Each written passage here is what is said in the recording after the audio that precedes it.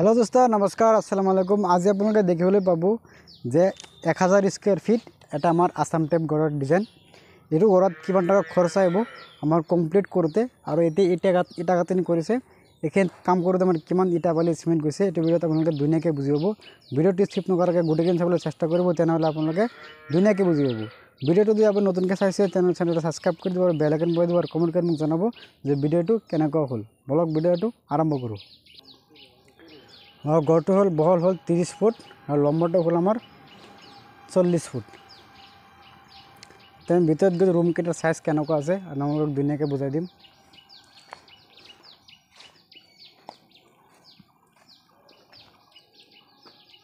एटु हल आमार बारान्दा। बारान्दाटा हल 9 फुट बाई 15 फुट।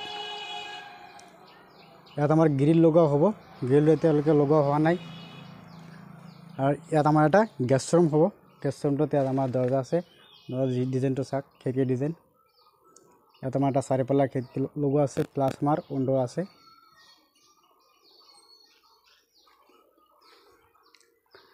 एटा हबो आमार गेस्ट रूम।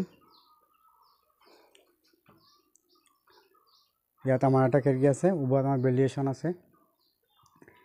एटु घरत आमार इटा गाथनि करोते किमान टाका खरच आहिले एटु भिडिओत आपलोके धुनियाके बुझि पाबो। आमार रूम आछे।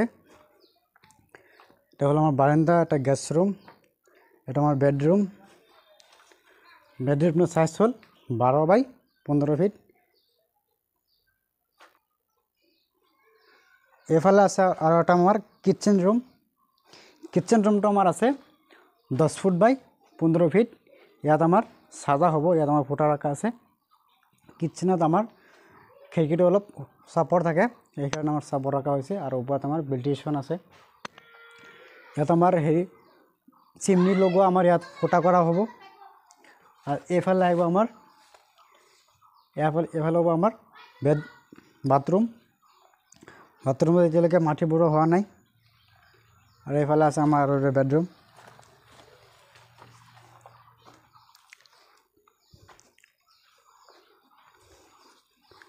एटु रूम तो हल आमार एटु बेडरूम रूम तो हल आमार 15 बाई 15 साइज। इतना आमार साजा हबो। एफाले साजा हबो रड पोस्ट आछे।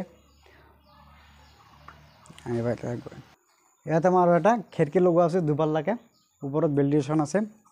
और आपनलोके যদি कम खरचत एटा आसाम टाइप घर बनाबले बिचारि आछे एटु घरत आमार चारिওফালে आमार 5 इंची गाथनि आछे और মাজৰ কেইটা आमार 3 इंची गाथनि आछे। एबिलाक आमार 3 इंची वाल गोटे पार्टिशन केटा মাজৰ केटा आमार 3 इंची वाल मारा आछे। आमि एटु कम खरचत भाबि आछो जे घरটো बनाम हेकार आमार 3 इंची वाल मारा आछे। 3 इंची मारिले आपनार इमान क्षति নহব বা ভৱিষ্যত आपनार क्षति নহব। আপুনি যে ইটাটো ফুল সাইজ লগাই আৰু দুনিয়াকে যে আপুনি 1 নম্বৰ ইটা কিনিব পাৰে তেনহলে আপোনাৰ মাজৰ পাৰ্টিशन কেটা আপোনালোকে 3 इंची ব্যৱহাৰ কৰিব পাৰিব আৰু বাল মিস্ত্ৰী লগাব দুনিয়াকে সিধাকে আপোনাৰ উলুমটো মাৰি গাঁথনি কৰিব পাৰে। और सीमेंट अलग बेसिके मारिब मारार पिছত आपुनि धुनियाके प्लास्टार कर दिब। प्लास्टार कर दिले आपनार वालटो धुनियाके मजबूत हब। और आपलोके मजबूत घर बनाले सदाय आपलोके घरत कन्टिन्यू दिनत 3 बारके आपलोके पानी मारिब। रातिपुवा एकबार 12टा बजात एकबार और एबार सन्धिया সময়ত आपलोके 3 बार पानी मारिब। 3 बार पानी मारिले तेতিয়াহে आपनार घरटो मजबूत हब। बहुत मानुहे एटु कथा केতিয়াও नकय जे घरटो मजबूत केनेके करिब लागे। घरটো আগতে মজবুত কৰি তুলিব লাগিব। আপুনি ইমান টকাৰ ঘৰ এটা বনাব ঘৰটোত আপুনি অলপ ধ্যান দিব যে পানী মাৰিছে না। পানী হল মেইন ঘৰত আমাৰ 70% এটা ঘৰ বনালে 70% আমাৰ পানী লাগে। সেই কাৰণে আপোনালোকে 3 বাৰ দিনত 3 বাৰ কন্টিনিউ আপুনি পানী মাৰি থাকিব। ঘৰ ধৰক বনাইছে বনাৱাৰ ধৰক 20 দিন মান আপোনালোকে কন্টিনিউ পানী মাৰিব। কন্টিনিউ পানী মাৰিলে আপোনাৰ ঘৰটো কেতিয়াও ফাটি নাযায়। সব বেলেগ মানুহৰ ঘৰ বনাইছে ইয়াত অলপ ফাটি গৈছে তাত অলপ ফাটি গৈছে সেইটো হল আমাৰ পানীৰ কাৰণে এনেকুৱা হৈছে। एफाले आछे आमार आरो एटा बेडरूम। एटु घरत दुटा बेडरूम आमार डांगरके बनोৱা হৈছে। एटु हल आमार 15 बाई 15 फीट। एटु आमार 15 बाई 15 फीट। ইয়াত आमार एटा चारिपाल्ला खिड़की लगोৱা আছে वेंटिलेशन सह। एटु आमार फ्रंट साइड हबो সেই কাৰণে आमार खिड़कीটো डांगरके लगोৱা হৈছে যাতে বাহিৰৰ পৰা आमार ভিউটো ধুনিয়া লাগে। সেই কাৰণে आमार সন্মুখত खिड़कीটো ডাঙৰ লগোৱা হৈছে। দুটা खिड़की आमार ডাঙৰ লগোৱা হৈছে আৰু সেইবিলাক आमार দুপাল্লাকে खिड़की लगोৱা আছে वेंटिलेशन प्लस এফালে আমাৰ ইমান ভিউ নালাগে, এফালে আমাৰ ঘৰবাৰী আছে, সেইকাৰণে আমাৰ এফালে খিৰিকীটা আমাৰ দুপাল্লা আছে আৰু সন্মুখত আমাৰ চাৰিপাল্লা ভেন্টিলেশ্যন সহ আমাৰ খিৰিকী গৈছে, যাতে সন্মুখৰ ভিউটো আমি ধুনীয়াকৈ পাওঁ। আৰু এইটো ঘৰত আমাৰ সন্মুখত এটা ধুনীয়াকৈ ডিজাইন বনোৱা হ'ব, সেই ডিজাইনটো বনোৱা হ'লে আমি আৰু এটা ভিডিঅ' আপলোড কৰি দিম।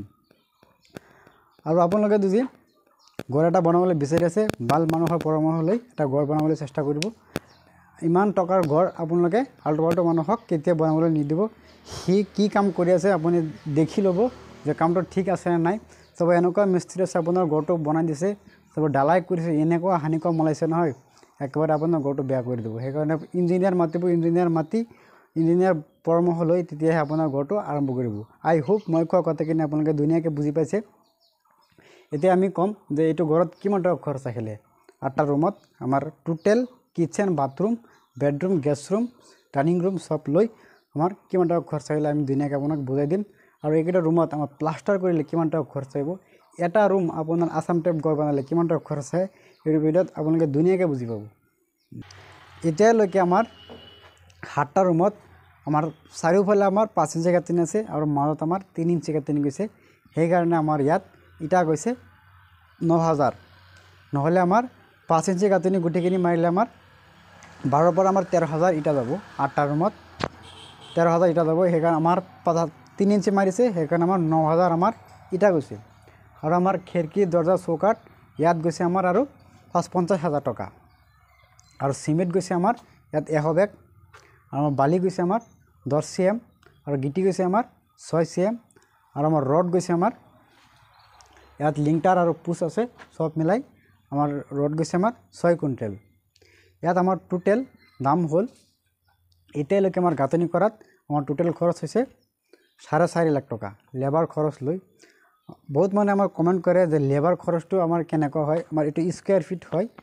আছাম টাইপ ঘৰ বনালে আমাৰ নগাঁৱত 150 টকা বা 60 টকা আমাৰ স্কুৱেৰ ফিট আছে আছাম টাইপ ঘৰৰ। এইটো ঘৰ আমাৰ তলৰ পৰা একেবাৰে গাঁথনি কৰি তোমাৰ ফিনিচিং হ'ব। নৰ্মেল ফিনিচিং দিলে আমাৰ 160 টকা বা 150 টকাত আমি মিলাই লওঁ। এটা আমি চাই লওঁ যে ৰুমৰ ভিতৰত আমাৰ গাঁথনি কেনেকুৱা আছে, সেইটোত আমি চাই আমাৰ দামটো অলপ আপ ডাউন হয় বা তলত যায়। এটা আমাৰ আছাম টাইপ ঘৰৰ স্কুৱেৰ ফিট মিস্ত্ৰী হ'ল 150 টকা বা 160 টকা, এটা আমাৰ লেবাৰ খৰচ। আৰু এইখিনিত আমাৰ কাম কৰোঁতে আমাৰ 4.5 লাখ টকা গৈছে। এইটো ঘৰ আমাৰ কমপ্লিট কৰোঁতে আমাৰ ফিনিচিং হ'ব, ফিনিচিং হ'লে আমাৰ এইটো ঘৰত 7 লাখ টকা আমাৰ খৰচ আহিব।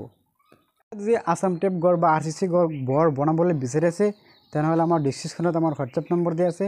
হোৱাটছএপ নম্বৰত আমাৰ লগত কণ্টেক্ট কৰিব পাৰে, বা ইমাৰ্জেঞ্চি ঘৰৰ কাৰণে কিবা এটা জানিবলৈ হ'লেও আমাৰ তাত কমেণ্ট কৰি দিব। আমি আপোনাৰ কমেণ্টটো ধুনীয়াকৈ এনচাৰ দি দিম।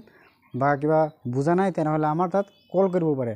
কল কৰি আপোনালোকে জানিব পাৰে যে ঘৰৰ বিষয়ে, যিকোনো ঘৰৰ বিষয়ে। আছাম টাইপ ফুল RCC হয়।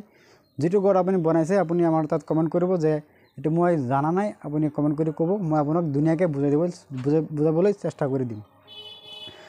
ভিডিওটো চাই ভাল লাগে চেনেলটো সাবস্ক্ৰাইব কৰে দিব, বেল আইকন বাজিব, কমেন্ট কৰে মোক জনাব ভিডিওটো কেনেকুৱা হ'ল। ভিডিও চোৱাৰ কাৰণে আপোনাক বহুত বহুত ধন্যবাদ। Thank U.